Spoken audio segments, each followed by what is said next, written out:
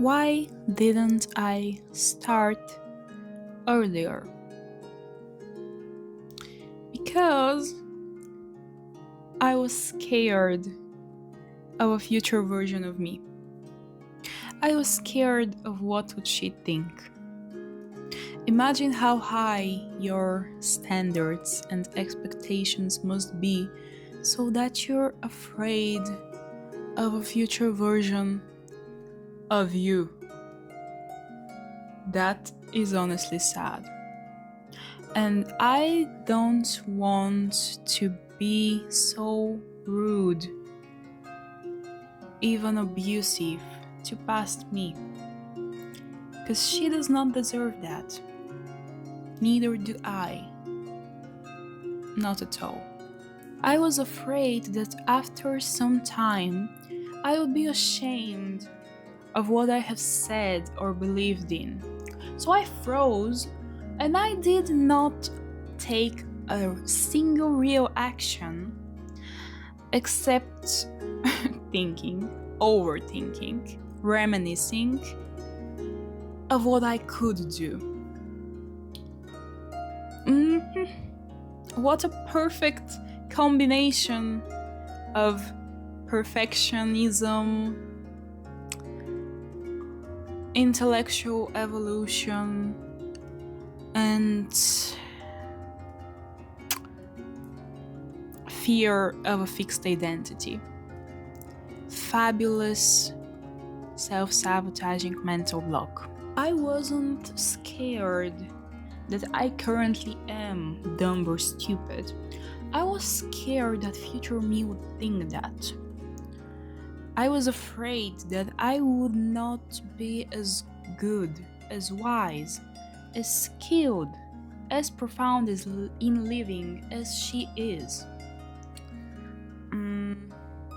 But she only exists, or she would only exist if I continue to do so.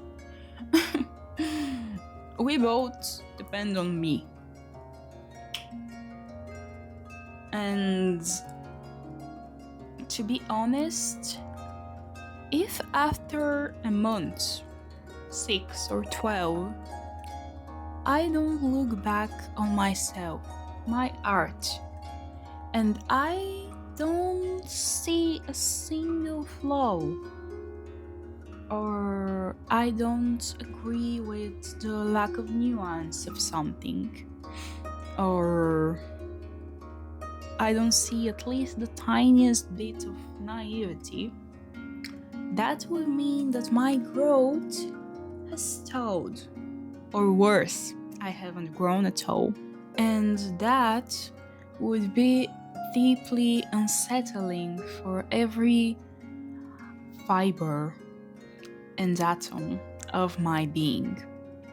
The fact that my future self could have a slightly different, or dare I say completely different opinion or belief, that is not a failure. That is the evidence of growth.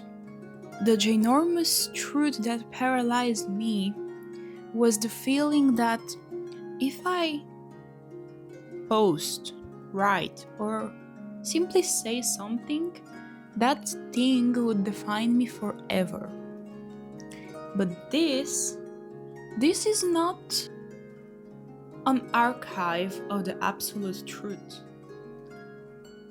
This is a diary of the process, the progress.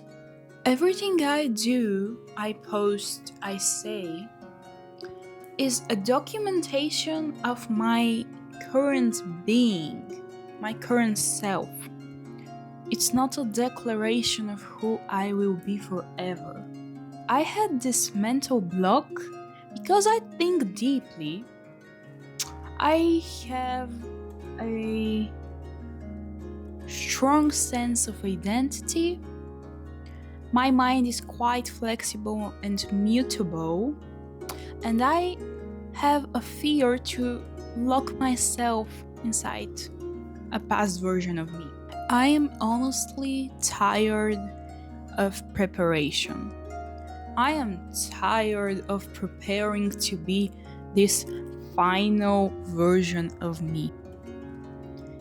Because that version will never exist. Not until I die. Maybe, maybe even then my soul will keep evolving. I don't know. I haven't been dead yet. We'll see. But what I have come to terms with is that the only certain thing in life is change. And if I continue waiting, I will never be or do anything I dream of becoming or doing. So I give myself permission to change, to evolve, to grow, to think differently, to be different, to want different things. I give myself permission to be whoever I am in that moment. I don't want to be scared anymore.